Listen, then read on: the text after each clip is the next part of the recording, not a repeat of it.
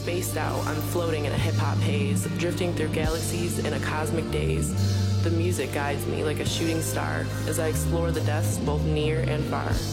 In this state of bliss, I'm free to roam, in a universe where I truly feel at home. Spaced out, lost in hip-hop's embrace, I find myself in a celestial space. With stick figures and hearts dancing in delight, I'm reminded of the power of love's pure light.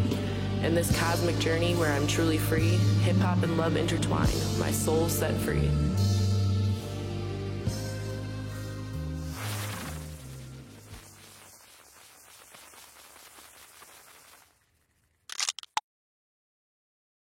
Hey, what's going on, y'all? It is me. It is I am him. It is Space Cadet. And you are now tuned in to the Spaced Out Podcast. And today, folks, we got Recluse in the building. What's going on, y'all? We're going to start from down all the way around for the names. Go ahead. Yo, Al Honcho, Low Key Kilo, Rec Roots. Jad, one of the owners, Rec Roots. No, I'm Brian, one of the owners with Jad. We started Rec Roots a few years ago. What's going on? How y'all doing today? Trying to survive this Buffalo weather. I appreciate y'all driving in. Hell yeah. Elmira having us. How long did y'all drive from Elmira? Yeah, it's only like, 2-3 hours less than snowing bad. The line be crazy. That's where the jail at, right? We got 2 prisons that just shut down. The one prison, we had a Baxi Max there too. So that was 23-hour lockdown. They just shut that shit down. Southport. Yeah, Ernie Davis from the Hill, Tiger Hill. Mark Twain, couple has to move over there. Eileen Collins, we had I've been over there before. I went to the Mark Twain park before. Yeah. Hell yeah. We had the first lady in space. She's from Elmira. That shit crazy. To her. For real. On the space, get that spaced out. When it's spaced out, you already. I'm trying to get spaced out with her. Gotta smoke some weed too. Yeah. You can't go to space and not smoke weed. Not so what. Hell no. So let's start off with it. So you guys started Rec Roots. How long ago did Rec Roots start? So we actually started, it was 2018, I think, is the official year. The company was founded in 2018. We actually started as a hemp company. So in New York, back in the day, before there was an Office of Cannabis Management, the regulatory body who kind of oversees the regulatory aspect in New York. Before they were around, there was a Department of Ag and Markets, and they regulated all things hemp related. So, there was no cannabis laws on the books. It was all just hemp based. A lot of people were growing it for the textile or the fibers. We kind of looked at it more on the medicinal end. At that time, CBD was all the craze.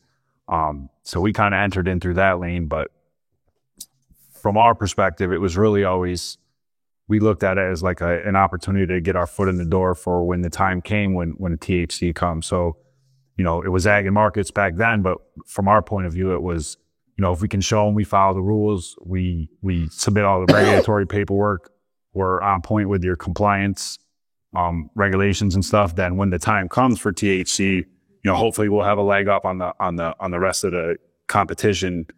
The way it actually happened was, fast forward a few years, the state actually passed a law that, when legal cannabis came to New York, the law said the only folks who were getting cannabis cultivation licenses were the ones who were in the hemp program. So, we're looking around, we're like, well, that's us. Like, damn, we couldn't have drawn that up better. So, it was a long time coming, but, we're finally here on the THC side. But, so that's kind of the starting point of the company.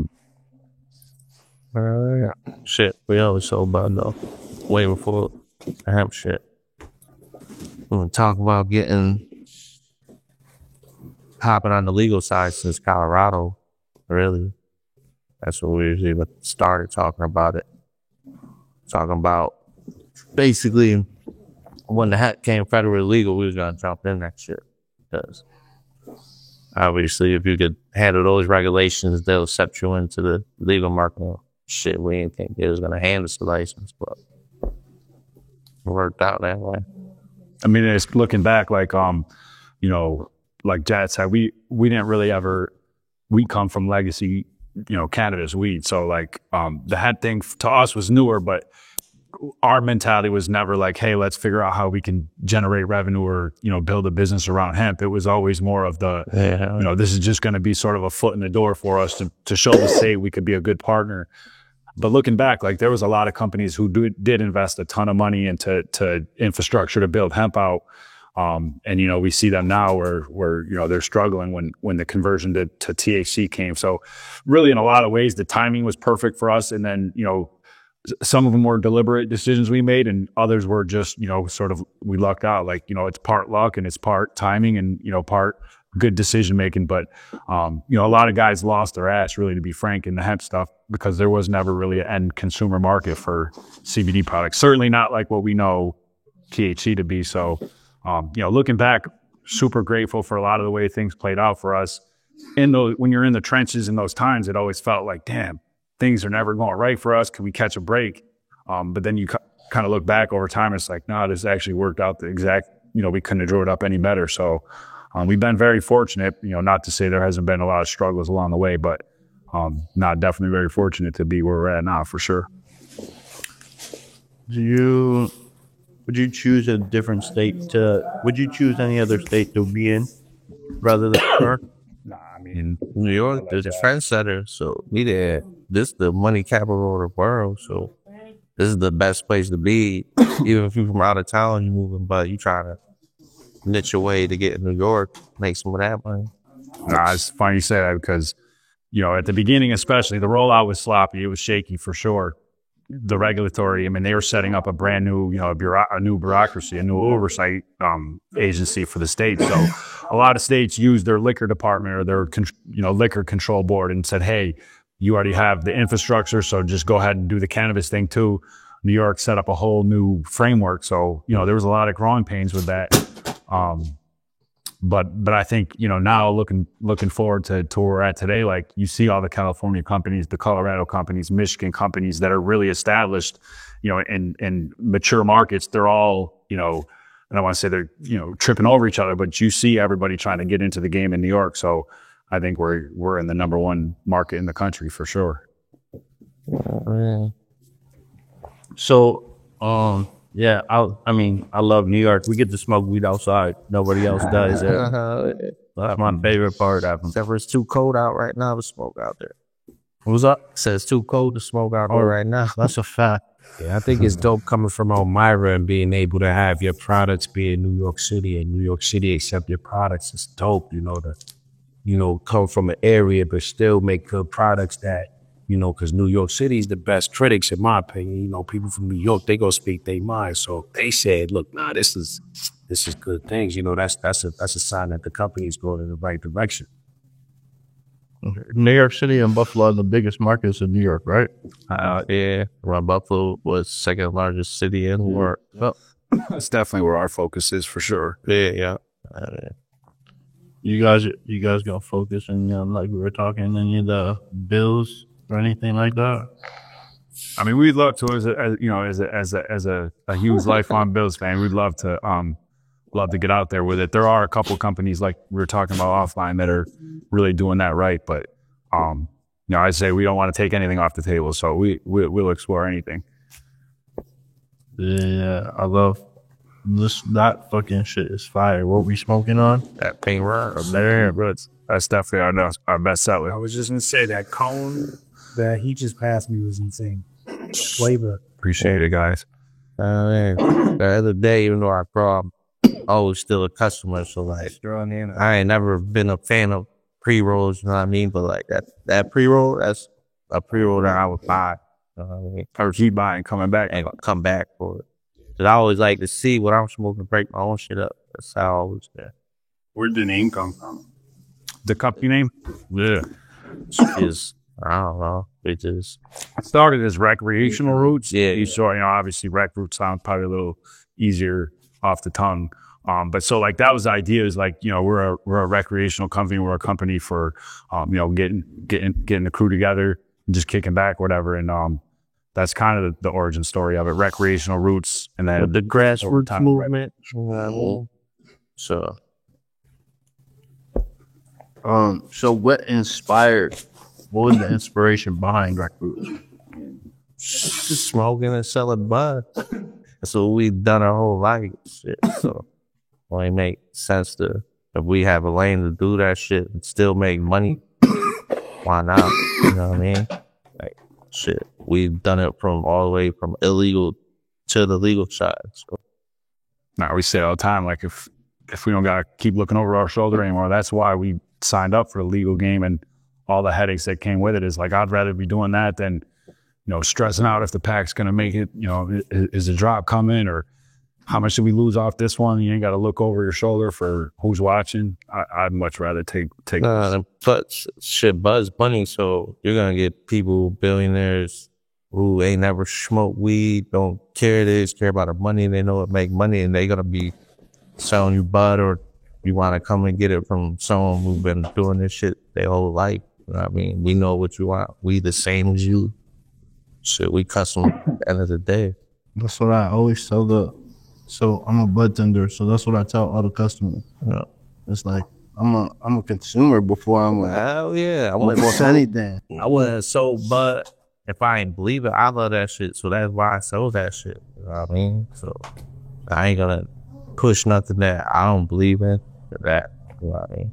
I feel like there's plenty of benefits to smoking. So Rec Roots is in Elmira or Utica? Elmira. Yeah. So what made you guys, like, obviously you guys are from there. Yeah. But was it one of those, because New York State has those places where you have to go through a board and everything like that. Was it one of those places, or was it easy to get? No, well, we put in for the hemp license, so then once we filed for our cannabis, we had to stay in adjacent county and stuff. So we found a spot right in our town, because we was just doing outdoor for the hemp. So then we found a facility right in our mire. So then we just went to the planning board in the city. They got approved and shit. We've been going since. So that was my next question, was the transition from, how was the transition from? He probably tell you the best, man. He definitely was transitioned from going from the hemp market to the legal market.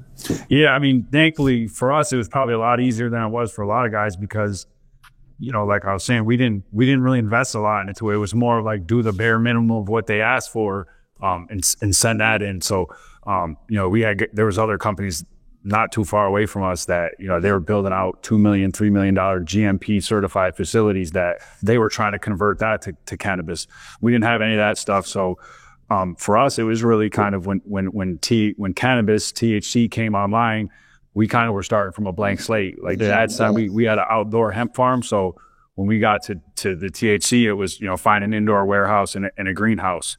And it was kind of starting from a blank slate on that. We got it. The city didn't give us no headache, so they supported us. So it was good. So it was up to us. We went and gathered investment and tried to build it up. And we've been scaling up since. So like we always still in builder mode. So we're always building. And you guys are outdoor or greenhouse right now? Yeah, we're mixed light. We got mixed light greenhouse, and then we have some micros that work under our license to produce. Yeah. So we got indoor and mixed light product that goes out to the market. To be locked up, right? And to come home and to see how my friends advance in the game that, is the weed. Because I was locked up for a little while. So I seen the positive, and I seen the mindset that my friends had built a company based on this was going on. And it just made my transition coming home even a lot easier. I didn't have to do as much things, to help my friends gain in their company. And we here now, you know what I'm saying? So that's just also inspiring to me. So we being able to look back and know that, the things, we all went through the same struggles, but the mindset that I had to think that, look, we want to do this for upstate New York. We trying to be on the map, right? Roots, let's go. They doing it. You know what I'm saying? Man. So, one thing, like, when did y'all meet? Yeah, how'd you guys come together? Well, I've been Kurt forever. Then our other partner, Dev, he was boys with Brian. Then they introduced they introduced me to them. I knew Dev. Shit, and I knew him since I was like, what, 15, 18. I met you when I was like 24. I would say we gotta go back. I was 40 now, years or so. 20 years. I've known Hans's brother. I went to school with Hans's brothers when we were in kindergarten. We all grew up in the same neighborhood back in the town. So at least 15, 20 years for all of us. Yeah, our small, it's like 30,000 people. Everybody know everybody. Yeah. We got a few other founders back home too. Dev, Reggie, Adam, and Tara. And same thing. We all go way back 15, 20 years plus. Man, it's great. This is like even Dev, like, I knew his pops before he even met his pops. So, shit. Damn, yeah. It's not. Yeah, 30,000 is crazy. No, One thing I'll say about our town, like, going back to your last question of like, what was that transition like? How difficult was it? It's a smaller town, like a lot, your business is out there to a lot of people. And really it's a pretty conservative area, generally speaking. So that was kind of what we thought would be our biggest challenge, was dealing with the local politicians, that, just kind of the local mentality of, we don't want a bunch of stoners or whatever, drug dealers in our neighborhood. But it's really kind of been the opposite reaction, and the community's really done really all we could ask for in terms of embracing us, trying to open up, make it as easy as possible for us to operate. So that part's been really refreshing, because if you would ask me at the beginning, I thought that would have been our biggest problem, going through the city planning board and the local code. We've got just like sort of the known police officer in town had been on the force for like 30, 35 years. And he's like, right around the corner, owns the bar right down the street from our facility. So there's a lot of potential landmines at the beginning that really just none of them have materialized. So super grateful for that too. Now, so what has been the biggest challenge then? Coming into the league? Good question. It was working, sacrificing, because right now we still ain't putting no money in our pocket. We putting everything back in the company. Yeah, year one. We was doing it with like 4 people. We went through a harvest and 2 harvests, 3 harvests with like 4 people, trying to do every 3,000 plants. Then we're going to cities. We're stopping at stores. We selling our shit ourselves. Typing the product, trimming the product. So then we made some money. Now we starting to hire people on. We got probably like 10, 15 employees now. Right. So we still building. Now we got our processing license. We got our distribution now. So now everything's transitioned over from the provisional license to the actual license and stuff. So it's still crazy. Just re-sacrificing, like, still a lot. Like, my girl will be holding down the fort for me right now. I ain't hold you. That's right. But we there though. We ain't going in the right direction. So Yeah, for sure. It's a really good question. And if you ask me different days, I would probably give you different answers. And like Jad said, like the amount of sacrifices, that part you can probably prepare anybody for. Like no matter how much you say it's going to cost you or tax you and your family and sort of everybody in the circle, like there's just, you can't really comprehend it until you're in the trenches doing it. So like that's probably been the most difficult. But also like trying to keep up with the regulations, like that's always it's even in hemp we kind of knew it would be like this just from the hemp program, but it's like it's constantly a moving target. It costs a shit ton of money to be compliant with all these regulations, and that's the part I wish some people knew a little bit more of. Like, we have to lab test everything. All the product has to be secured at all times with 24-hour surveillance. The cameras need to be back up for months, and all that stuff costs crazy money. And so like we aren't at the price of the black market yet, because there are a lot of those other costs that the black market's not having to deal with. So that's certainly a challenge too a lot of times. The prices they don't got to deal with. Yeah, like black market. Yeah, that shit pisses me off. They come into the store and they're like, they want black market prices. Mm-hmm. But it's like, this isn't black market weed. Right. Not today. Your shit ain't tested, so you don't really know if you're smoking. So it's like, take a gamble. We go get the cheaper buds. Should be good. I smoke it my whole life, so shit, I'm still here. So Just do, but the legal markets swallow up everything. So it's only a matter of time before even the person who don't want to go spend at dispensary, they gonna be spending their money in due time. No, yeah, That's what it is. I definitely see it. They don't want to make that drive that day. Happening the alcohol game, that's happening everything that's illegal, that went from legal to illegal to legal. It just takes time. Yeah, we respect that game. That's the world we all came from. So Yeah, for sure. definitely know, it's all love for anybody who's still doing that. But it is a lot different on this end. We have a whole different cost structure that is just not even, applicable in that world. So that's definitely challenging too. I feel like what I see for you guys, what I feel like probably what I see is the most difficult in my eyes is the delivery. Like y'all gotta go to all these stores throughout New York, all yourself and deliver every single thing. And we're sitting there like, yo, where are these deliveries at? And then I'm like, oh, but there is like all these stores they gotta go to. And like you said you started off with 4 people. Yeah, Doing all the work. that's crazy. Pushing all that throughout all. Well, at first it was mostly over in New York. I got like 5 people to come help us in the beginning for like nothing. Kurt came in the house just because, you know what I mean? And then we bust them later when we got right, everybody else and shit. So there's some people that definitely helped out. So, I see the vision, you know what I mean? That's all you need, I feel like. If someone No, you need support. support, man. That's for sure. Without support, so you get it difficult. But and we knew, because the first round of tickets, man, it's everybody who had previous offenses. You know what I mean? So I'm like, fuck, we in there. That's people like us. Shit, we all got offenses. We might be one of the only. Well, not now. In the beginning, through the hemp thing, like there wasn't probably too many social quality growers and stuff like that, and all the retails got that. So we just went and knocked on doors. That's how we met Sam, Glenn, a lot of cool people out here in Buffalo, out East Leaf, Mary Jane. I don't think we would have the same success if they weren't. But real. They're like our best partners that we have right now, just from meeting them in the beginning. Like Glenn, shit, we knocked on that shit twice, but we got him. I think that's what it takes too. It's like, that's another thing. You gotta go out there. You have to do it yourself. Go out there and knock on every door as owners and go sit there and sell your products.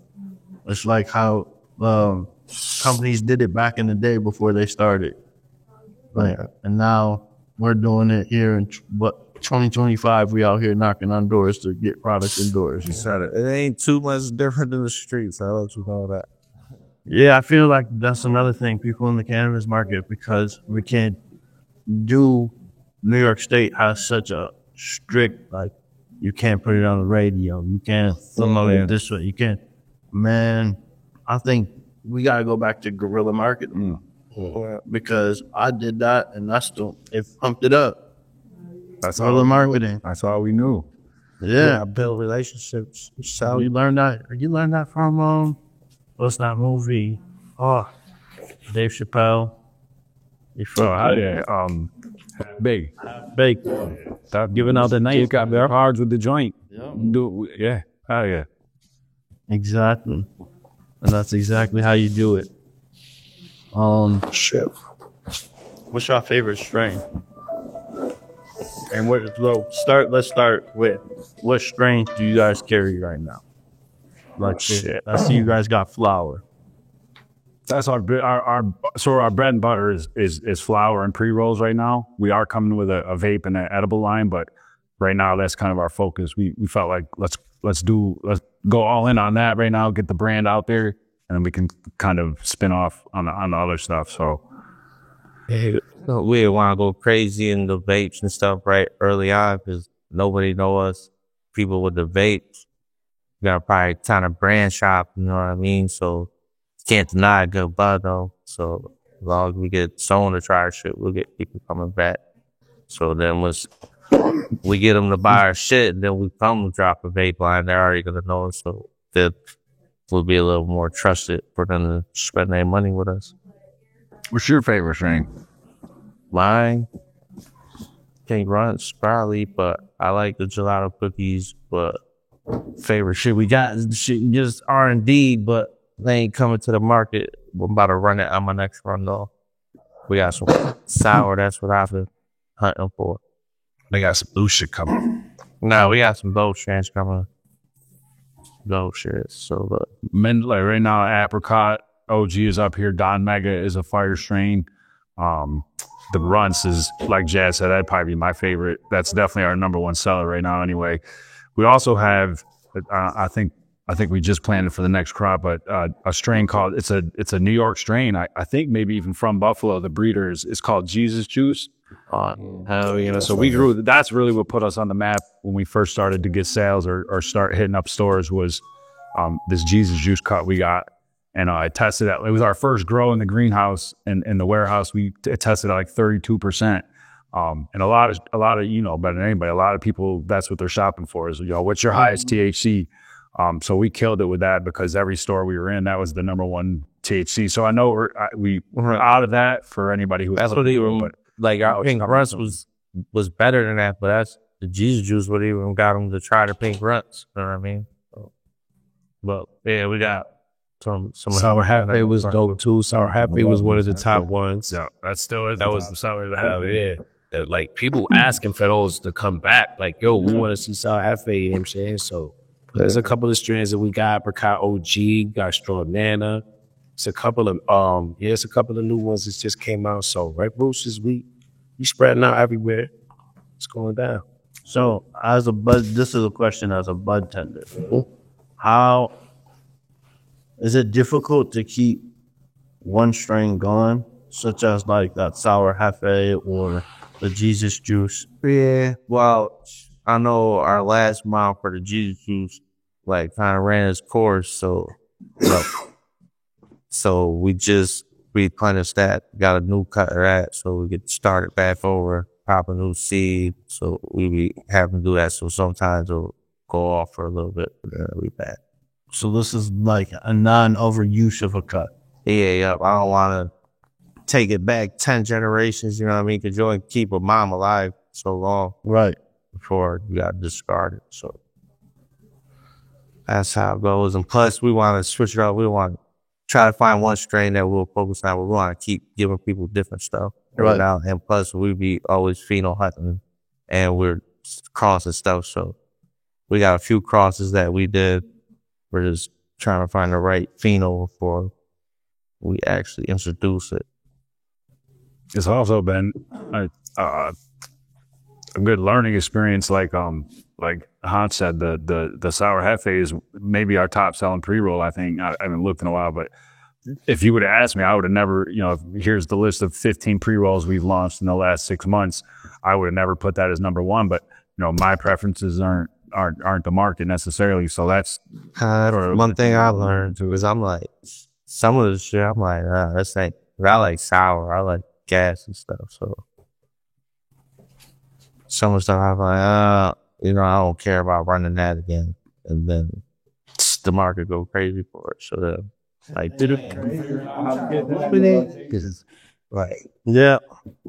Or like I've noticed with like at the store we put something on, like we'll be like, okay, like push this one because hasn't been going, and then people not grabbing it, and then they grab it, it goes, and then 2 weeks later they're coming in like, oh, you got that? And we're like, no, that's gone. It's like they don't even have that no more. Yeah.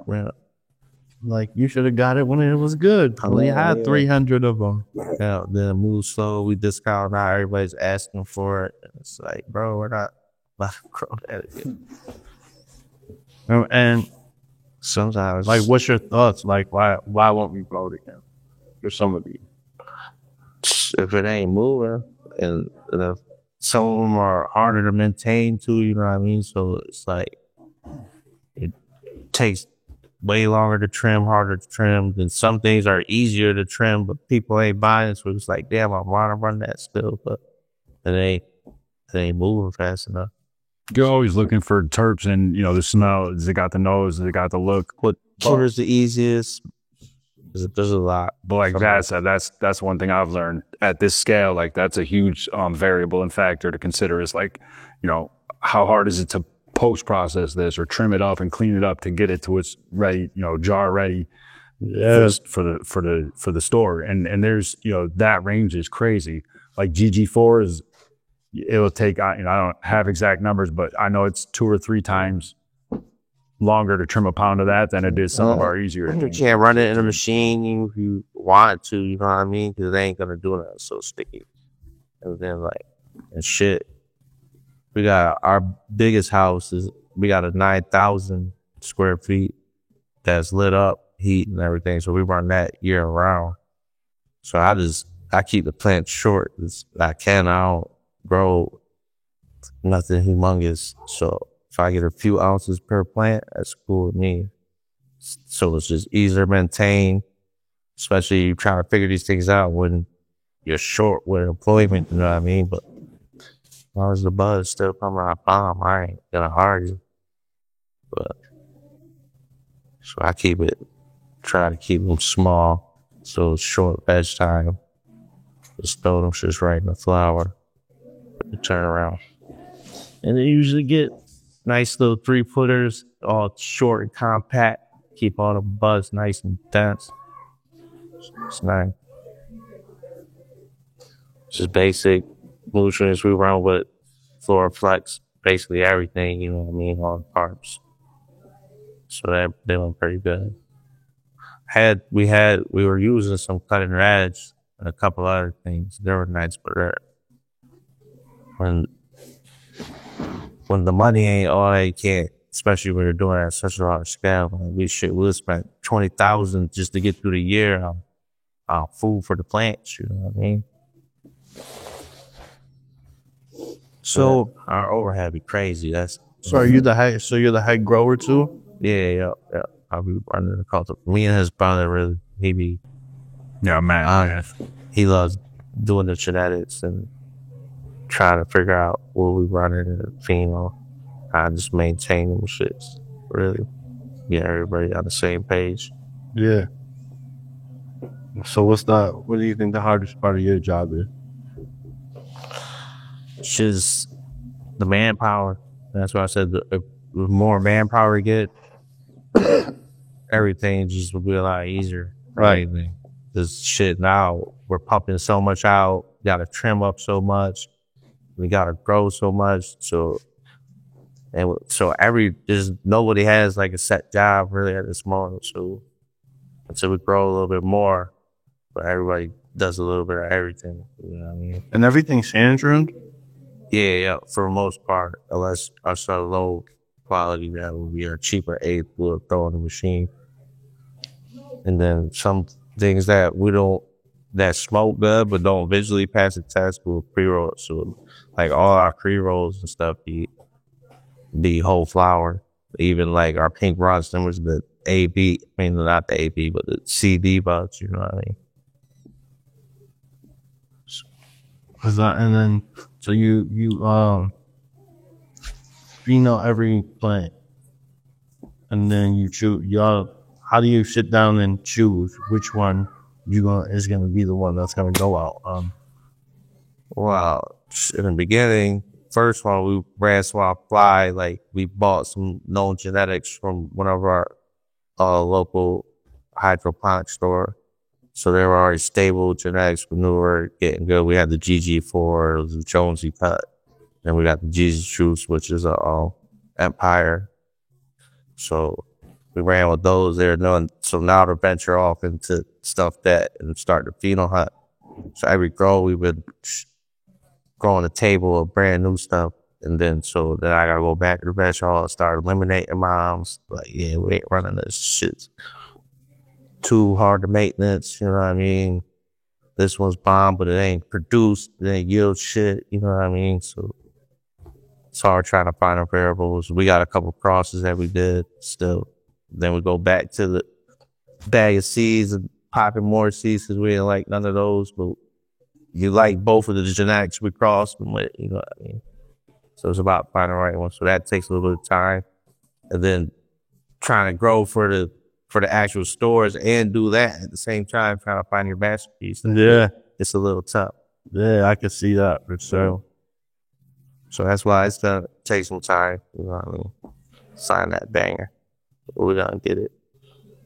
And what's your role for Rec Group? I mean, you know, I'm more like a ambassador. You know, I usually go to different pop-ups, you know, promote the brand. You know what I'm saying? I do a little bit of you know, just letting the customers know, you know, I'm one of the trimmers, so I just let the customers know what brands is good, you know, let them know, you know, what they priced at in the store, the dispensaries, you know, and I get a chance to talk to the customers, you know, besides the fact that for the company I trim, you know, so when I go to work every day, we got the room, you know, I got to fill out the paperwork on whatever pounds it could be today. It could be Dawn Mega, or it could be Apricot OG, or it could be Pink Fronts. I'm just coming through.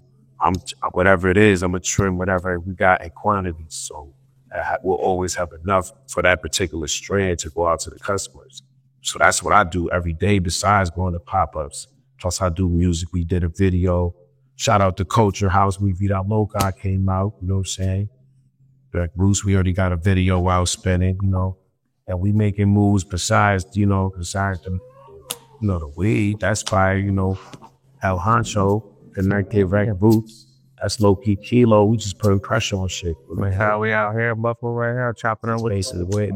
Shout out to East Leaf and shout out to Mary Jane's. That's some of our people we fuck with out here in Buffalo. So shout out to them. You know what I mean? And you know, we're here, we doing what we do, man. Rec Roots. We coming through. And it's, you know, it's being felt because I'm going to the pop-ups, you know, myself, and I'm interacting with the customers, and all I'm getting is good feedback on Pink Fronts. All I'm getting is good feedback on Blue, you know, Gelato, this, that, and the third. So, and this is in New York City. This is in Staten Island. This is in, where we at? So, Mount Vernon, we about to be out there. White Plains, Queens. White Plains, right after that. We stay out there, you know what I'm saying? And it's a good energy, good vibe. We coming through with good products. And that's helping our brain go. That's giving us more confidence. We seeing where we going and who's giving taking a liking to the product. So it's crazy. We don't got a legal dispensary in our town yet. That shit, there ain't none. I don't know what Matt or the other guys would say, but I feel like Hans Kurtz Art is by far the best front facing. Like, we couldn't put a better person out there to rep the brand. Like, people in general, outside of cannabis or even music, people just sort of gravitate towards him. Early Rec Root 24/7, and I'd be like, I'm out of work. I ain't trying to hear about Rec Root straight up. I'm trying to see that. But dead serious, like, at these events, these pop-ups for brand activation stuff, like, we couldn't have a better person out there representing the brand. Like, people just love hearing him talk. He's very, you know, he's articulate on our brand, on what it means, you know, how this all came to be. So, like, in that sense, what's his role? Like, to me, he's the best face we've got for Rec Roots, at least for the public and dealing with our customers, for sure. You said something about getting to talk to the customers. Now, how important is that for the business as a whole, for someone to be out there talking to the customers face to face? Because I see a lot of brands doing it, but I want to know how important it is to you guys, like, as the brand. So I'll give you an example. We'll say Pink Fronts. When Pink Fronts comes, I see it first. I see the pound. I see what it comes in. So I'm the first person that get to see, you know, whatever comes out. Besides, you know, we all see it where it needs to get trimmed. So while I'm trimming it, I could tell the texture. I could tell the smell. We know what's gonna be fire as we trimming it. So I'm a person I can convey that to the customer. Like, I'm telling you, when we did Straw Nano, it was good. I remember the film, and they looking like, okay, and then they get in this fire. Mm-hmm. It's not like, I'm telling you, because I'm the first person that's seen it. I'm the person that made sure you had whatever bread you got. Apricot OG, Dawn Mega. We got a bunch of different strands. Most of those strands, I personally trim those. So we be there. I got a couple. Yo, shout out to my man Chuck. Shout out to Dylan. Shout out to Corey. Yo, Can't forget Gillette. Gillette, come on. Frank, Jeff, shout out to Frank. And that's the whole Red Roots crew. Here's my man. Relax. Oh, no. Let him on Smoke Ward. Come on, Jiz. Nah, that's my homie. Nah, but we growing as a team. You know, we all coming together at the right time. And like Marquay, you know that's Red Roots. Come on, we here. Like we really building our brand up, and it's important for me to have that energy when I could connect with a customer. Because when they I'm like, oh yeah, I remember when I trimmed that. And the texture, you know, you feel all of that. You see on your gloves, if it's sticky or not, if it's dry. So I'm the first person to get a chance to see whatever the customers get. Then I could tell you, look, that's good. Nah, smell it. They smelling it like, nah, that's fire. Usually it's all it takes is a smell. They want that. So we doing good in that respect. And it's good for me to be a part of that process. Because that's important to me. I'm like, yeah, we got friends. I be having Frankie and Gillette. We be out there spraying, plucking leaves, shucking buds. Nah, but you're nuts. Lazy like his corners. Shut up, everybody there. What's today? Shucking their bucket. Yeah. Like that's, to me, that's the most important thing right now. Like we can't do direct advertising to our customers. So like it's kind of all the marketing we've got to target the customer. So we spend a lot to make, to do that, to send people to events around the state and do the pop-ups and the giveaways. But I don't think there's more important money we spend than to be able to talk to the customers or, let them know we're out here. And that's the reason I was like, oh, this is dope. Like I created this platform in the beginning with legal people, so that people around here can get to know who is growing the weed. Because people think like, oh, it's just coming from blah, blah, blah. No, there's whatever, right? No, there's families who are out here growing your shit. I want to hang out on the podcast. No, that's illegal. Yeah. I mean, there was people jumping on here because it's like, we're like, like, what are they really going to do to it? Like, yeah, I'm old school, man. Yeah, but then, we have people who, like, masked up, too. Mm-hmm. And it was like, nah, I'm not putting my face on there because I'm knowing that. Yeah. I'm like, yo, why the hell you follow me from Facebook and say some crazy shit like that, bro? Don't be doing that shit. Yeah. Now you're answering the phone like, an eighth? Oh, yeah. Go pick that up at the store real quick.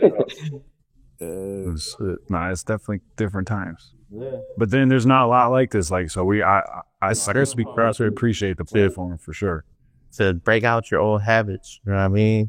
Like, trying to move quietly. Like, nah, you want to sit here and brag to everybody, you know what I mean? Like, I don't want to put my business out there like that because shit get crazy. Oh, yeah. This is what you gotta do. You know what I mean? You gotta be on Front Street, put it on Facebook, market it, don't knock on people's doors. And find a couple people, get them to do what you want to do and make that money. So, keep quiet. So now shit different. Yup. That's the transition in the South. Yeah, that's another. Yeah, I feel like that's probably the most difficult. Because going from a trap house into a dispensary, they're like, yo, this is wild. And people are like, oh, is this stuff? Like they're asking, like they think this weed is coming from like different states, and it's like, no, this is New York. Nah, are they gonna blood, sweat, and tears to get that shit to here? We made a little bit of noise on Facebook, so we flipped them lights once we got our we had to run 3-phase and all that so we could run our light and shit. But yeah, we lit the neighborhood up. They was posting pictures going crazy. We had a lot of people on that drone shot would have probably fire. They're like, yo, they was popping out at 7 in the morning. I mean, our door is always open if y'all want to hell yeah, top it up or grab some content or something, definitely. For sure. Like I said, we appreciate this. There ain't a lot of these. I mean, this is the first pod we've done for the weed company for sure. So we always definitely grateful for that. Talks about all stuff like that, streaming, even doing 24-hour streams type shit. But There's so much other stuff on our plate, man. It's hard to do all that. Add the content to it too. Yeah. Because you know how many people want to see the inside of the grow. They want to see what was going on. They want to see everything behind that too. Nah, you can make money doing all that. You know what I mean? And it also gives you your company a personality. Man, nah, for sure. That's all things we want to implicate. Size, merchandise, all that stuff. It's like Brick by brick. we're growing though, so it's only gonna get better. Ground level. Shout out J Skis. So as long as you rocking with us now, just know that it's gonna get better. Always get better. All right, so for the laws and regulations, is there anything that you guys think that could be improved? I mean, there's a lot of things that probably could be improved, but like, what's one thing that you guys are like, yeah, this needs to be changed? Well, The layers for the record. Just kept for the laws, man, the federal should be crazy. That's another thing that be bottlenecking. It's just the banking and like, dude, we can't get cards, we can't take out loans, we can't. So anybody who does want to give us a loan, it's 20%. You know what I mean? So it's like, bro, it's crazy. So that's like the craziest part. Is I'm trying to operate with checks and ATHs in our banks all the way in New York City.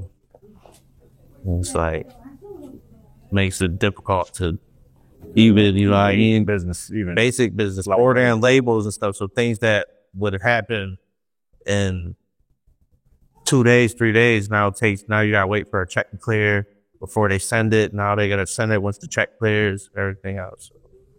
If we had a card, we could just get shit done. Yeah, I definitely agree with Jad. Like the money thing, and even just like the capital, trying to get the capital to build out what we did. Like we did raise some money outside of what we had, but like we bootstrapped a lot of things that we probably really needed to raise money for. But And what they don't, I know they hurt and they sell because you're gonna give a loan, you're gonna make money off that loan. We building up a business, so we're gonna be hiring more people. So you lose the money in a lot of directions New York State is. So that's how then we gonna figure it out how we gotta do it regardless. So right. but man, they could help us out. a little bit. Even in France or something, man. One thing I'd say, like I said, I think Jad's hit it spot on. Like the money thing is by far stands alone as number one. If maybe a distant second, if we could change anything, I think it'd be pretty awesome to be able to own retail. Like I get why they kept it, 2-tiered system or whatever. Like if you're on the cultivation or production side, then you can't own retail. And I understand they're trying to, sort of spread the market out for everybody. They ran it like But the alcohol industry, so it's shit to see, the medical companies, they get to do everything and have 100,000 square foot facilities and do retail and stuff. So it's like, well, that's, that's kind of an uneven Building micro businesses. and the micros too. Yeah. So like, but a micro is kind of fair for their rules, you know what I mean? But like how I feel is like let one person do it. Y'all read those. I did not. I read bits and pieces so far. He's the one that's on top of that shit. Yeah, boring ass. I GBT that shit though. I was like, yo, can you break down New York State regulations for me that's the way to go. real quick? That do that shit. Yeah. Yeah, she does it real quick, and she'll break it down into like 4 sentences so that you understand it real quick. Yeah. Like, I love when the Canadians come over and they're like, oh, this is good weed and we can smoke it outside. I'm like, yeah. But they not a lot of smoke weed outside. Nah. Oh, they smoke it in their house. Only in, they said Ontario really doesn't care. I don't know if it's the law or whatever, but no, they can't. Only New York State is the only, like, and they're legal. I can't wait till we're legal. Yeah. If they take on some of New York State laws in the federally legal, the world is going to be a great place. So that was another thing, was their rollout was slow as hell. So Yeah. that was a big problem in the beginning. I'm so glad you brought back to that. The thing about it, we kind of looked up a couple times during shit, because like even when we grew hemp, like we did it bare minimal. We did an acre, didn't pay much attention to it, didn't spend no money on that shit. And then the first year, because our facility we got was so fucked up, like we had to do so much construction. We only grew a little bit of weed, you know what I mean? So like we didn't lose a shit ton of money when there was 5 stores open that we couldn't probably sell weed to anyways, because you got 250 farmers trying to off their shit to 4 stores. Yeah. And then that was my question. So during that time when it first started and you guys are legal, was it difficult it was difficult then to get into these stores? Nah, I'm imagine it was by the time we got online, there was probably how many stores? 150, maybe there was. Something like that, about 100 or so. So, like, we got in, when we grew enough to go and get, like, we could take out test stores, you know what I mean? So let's go make sure we get some in the city, and definitely need that to survive. Then we're going to go hit Buffalo, we're going to hit Syracuse, we're going to go hit Rochester and see who fucks with us and shit. So we did that. So we had enough. So, and then we had to wait, get some more of our space locked up. And we found a couple indoor partners so that we could start taking out more stores and more stores. So we kind of lucked up a little bit along this journey. So we didn't get to see all the bumps and bruises that everybody took. Like we didn't never grow 500 pounds. Yeah. And that's 5 stores. And we're like, pretty about to go, Brian. I don't know. We grew like our first year, we probably grew like 60 pounds, 50 pounds. Yeah. So we didn't eat all that. We took a loss out of that shit. But imagine it's still happening. Because now all of these places, they're growing so much and they're trying to dump so much on the stores that are taking them. Mm-hmm. And then when you do take them and then it's not moving, and then and then it all expires. Yeah. And you're like, we took that. Like I'm sitting there and I'm like, damn, all this is expired and I gotta take this all down and out. Yeah, crazy. Like these companies are losing like, it's crazy. So you millions in my eyes. There are a lot of brands already out there too, so that maybe it does make that harder to. Yeah. Now, yeah, sure. And it's only getting more and more. So it's like now you got brands. Some brands are just gonna get lost, or people are just gonna have to start coming together and becoming one brand. So, what's one piece of advice you guys would give someone entering into this cannabis space in New York? Stay in it for why you even got it in the first place. You know what I mean? It's not about being in her store. You cool with 5 stores, stick with 5 stores, make a little bit of paper, man. You don't gotta be taking over the world. There's enough money for everybody to live comfortably. That's even with the black market operate. You know what I mean? So to me, there ain't really no competition. Just what you comfortable with, man. What makes you happy. As long as you got that mindset, you should be all right. You know what I mean? As long as you could survive the struggles. We all from poor town, so we know how to struggle anyway. So shit. You said best. I'd say, just from what we've gone through, like everything is going to cost you at maybe double. It's definitely going to cost you more than what you anticipate, and it's going to take longer than what you thought. So try to plan for that. Like whatever budget you have, figure at least, I don't know what that number is, but at least 20, 30%. And then figure it's probably going to take at least 50% longer than whatever your most conservative plans you drew up were. At least that's from our experience and a lot of other. Worst case scenario is worst case scenario. There you go. You know, you always have your pros and cons. This could be the bad, this could be the good. So if you know what the bad is, you should accept it before it happens. It'll be all right. And how can people learn about Rec Roots and support your work? And is there anything else you'd like to share with us before we get out of here? I know I ain't the Instagram dude, but you shout the page out, fucking, you know your contact is there, share. Emails. Yeah, rec.roots on Instagram. We got a Facebook page, Facebook Rec Roots, Twitter Rec Roots. I think we're on LinkedIn. But then, like Jazz said, you could shoot us an email too. That's at info@recrootsny.com. Our website is recrootsny.com. So there's a lot of information about the company there, what strains we've got coming on down the line, what's out there in the market now. So definitely check out the Instagram. I'd say that's probably the most up-to-date content and stuff where we're going to be at next, promos, giveaways. Well, we're pretty cool at all the stores too. So if you're a customer at the store, you want to reach out, talk to one of the workers, I'm 100% they can get a hold of us too. So, and we had people hit us on our Instagram wanting to buy from us, like, yo, still got no more in that store. Like, how could I get that? Could I get it straight from y'all? Like, I would keep do that shit. Like, Don't you, man? though, man, that's what I would do. I would cut the middleman. Let's go right to the source. They were talking about those farmers markets coming back, which would be dope. Nah, that'd be dope. Nah. Yeah, I'd love the non-legal farmers markets. That shit was so fun. Especially like That's grassroots right there. Yeah, exactly. We can make our shits. Maybe not the exact. I mean, a lot of those farmers markets back in the day. There was one The plugs. No, not the plugs one. The other one in Rochester. Wow. Oh, somebody was just telling us about that too. Oh, not Oktoberfest. and They Rock Carnival. Carnival or something like that. Somebody was just Winter Spider. Yep. Somebody was just talking about that. Man, oh man, was it amazing?